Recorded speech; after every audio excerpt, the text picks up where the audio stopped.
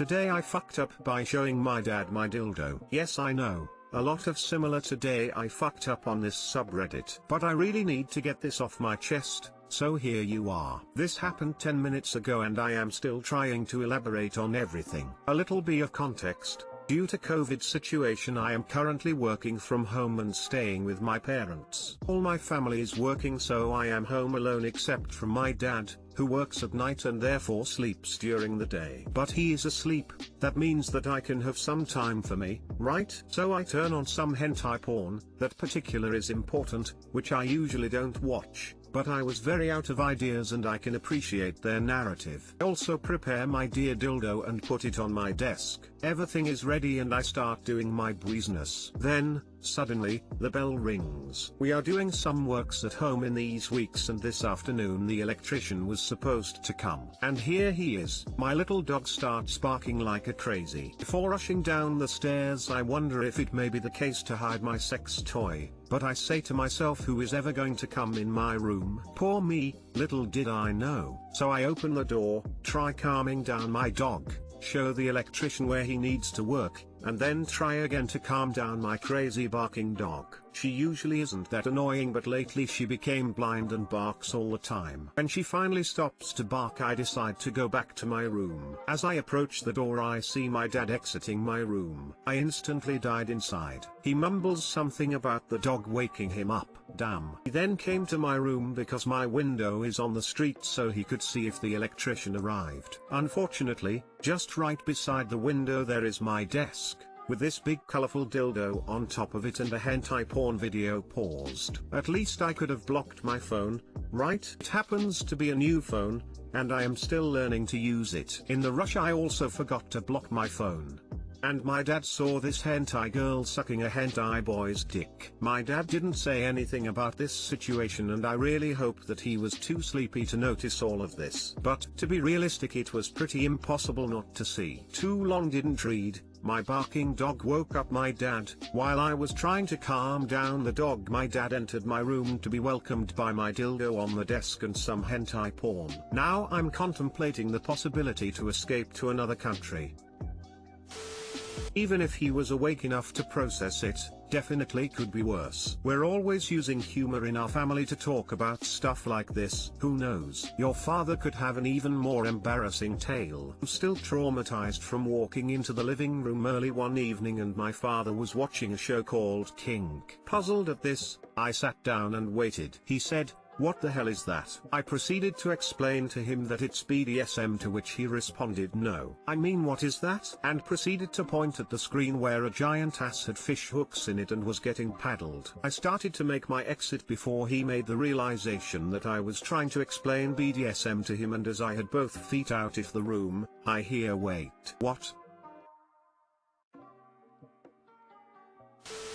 He went back to his room, laid back down in bed. Then just as he closed his eyes was like, "Wait a minute." This makes me laugh so much and at the same time makes me feel so bad. What a strange combination of feelings.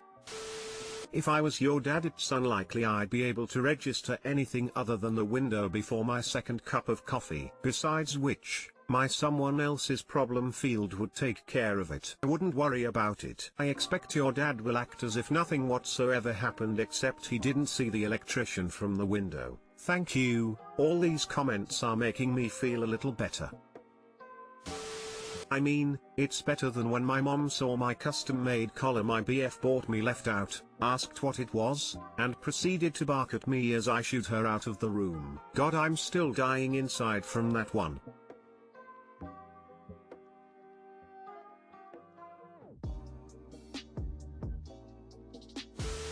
Well, as a dad, I've seen my kids with all kinds of things and I have learned to ignore and walk away. Everyone masturbates and most everyone looks at porn. I've always acted stupid or ignorant.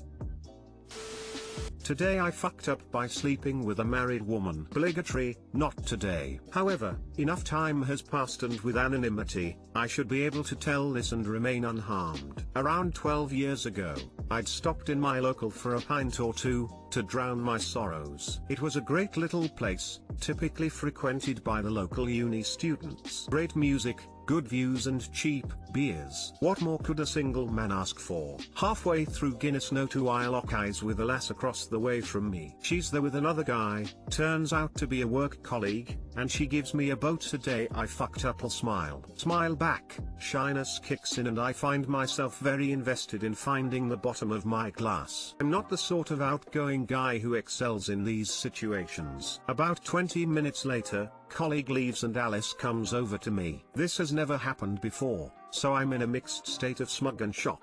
But, play it cool, try to. Somehow my clueless, shy guy gambit really comes through and after a few hours we end up on a train back to Alice's house. After a quick train ride, which seemed to take absolutely forever, as Alice made her future intentions very clear, Big Head was fully disengaged. Little Head is doing all of the thinking right now, so I'm not paying much attention to my surroundings at his point. I'm more interested in the goings-on, obviously. The next morning when I'm slightly more alert, I can't help but notice photos of a man around the house. Wedding photos, holiday photos, and one that really stands out as the guy is in camouflage, with a somewhat sandy background. Notice the big gun and the chest rig. This isn't a holiday snap. Fuck. Alice, who the hell is this?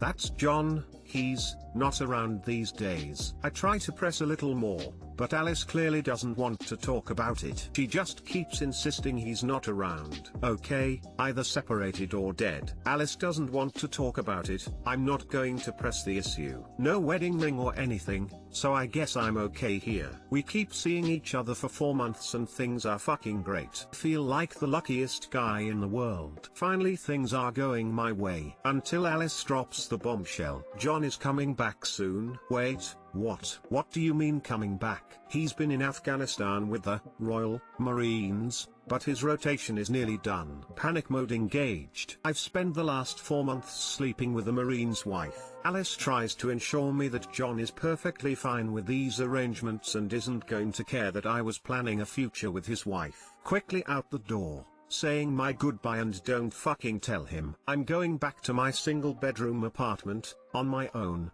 to hide under the bed for the next 12-18 months. Fuck. I found myself moving out of the area after 2 months. Fortunately I never saw Alice or John, so my head remains firmly attached to my shoulders. Too long didn't read, got into a relationship and found out 4 months later she was married to a Royal Marine, who was serving in Afghan. I once saw a bumper sticker that read, "My girlfriend's husband fights for your freedom. Maybe you need to get one as well."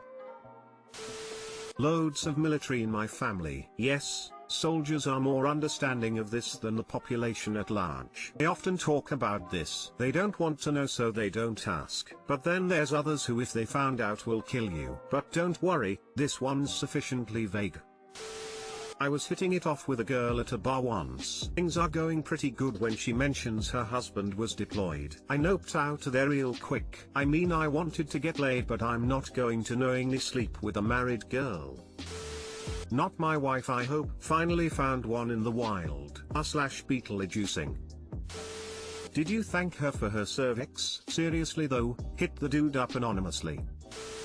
Today I fucked up by depending on a diva cup. So, along with many other women, I have jumped upon the diva cup train. Save money, save the environment, save myself from dealing with the irritation of a cotton pony aka tampon, or adult mini diaper aka pad. Feck yeah, that all sounds great. So at my work, the women's loos, aka water closet, aka toilet, are thankfully single-seater affairs, including a sink and such in the room with the bog, which is perfect for a diva cup wearer because you have to, or should do, give it a rinse before shoving it back up yourself. So I've taken the diva cup out, and I'm trying to get a bit of paper together to deal with any chance of drippage as I do the short waddle to the sink with my trousers and knickers around my ankles when I lose my grip on the diva cup. So to reiterate, one hand diva cup, one hand a wad of paper, bye bye diva cup. My immediate, and ultimately foolish reaction was to try and catch it somehow. It was too far from my hand so out goes my foot,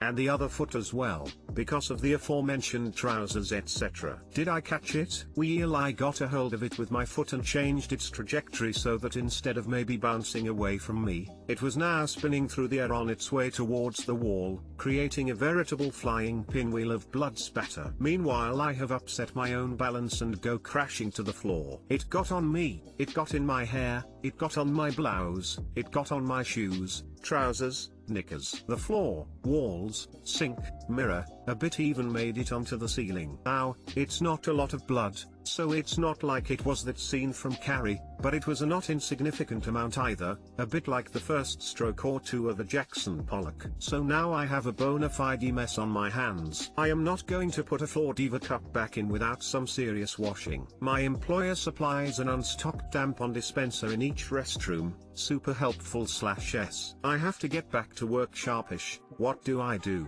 Well, thankfully COVID has helped immensely there, because while we do still have to come into work, it is only 1 day a week, the rest are work from home, so it is only a skeleton crew on hand. Maybe nobody will notice I've been gone an age. Start by wadding up bog roll in my knickers, then rinse the diva cup and dry it off, wrap it in paper, and stuff it down into the semi-pocket of my trousers. Then I got to work wiping up everything as best I could. The ceiling was just going to have to be what it was. So now the loo's cleanish, but I look like Dexter with a diaper fetish, and no way I can go back to my desk for the rest of the day like that, so I did a runner, going to a local department store with a red and white circular logo. I bought new clothes, a new diva cup, ran back to work, back into the loo, presto chango, shoved the poly bag under my desk and nobody noticed anything amiss. Until about 2 hours later, when an email came round about the person who has injured themselves at work, and how they must come to management straight away to file a workplace injury claim or face termination if found out later. Apparently a manager had been alerted by janitorial staff that there was a lot of bloody paper products in the bin of the women's loos and they were concerned someone was hurt. I know this because I had to explain to my male boss the nature of the incident, and why I was in fact fine despite the crime scene I left behind me. Too long didn't read.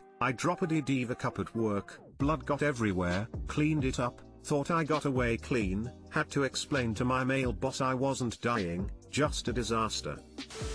Ah, yes, copious amounts of blood in a women's restroom must be a debilitating injury. Right lol, silly boys.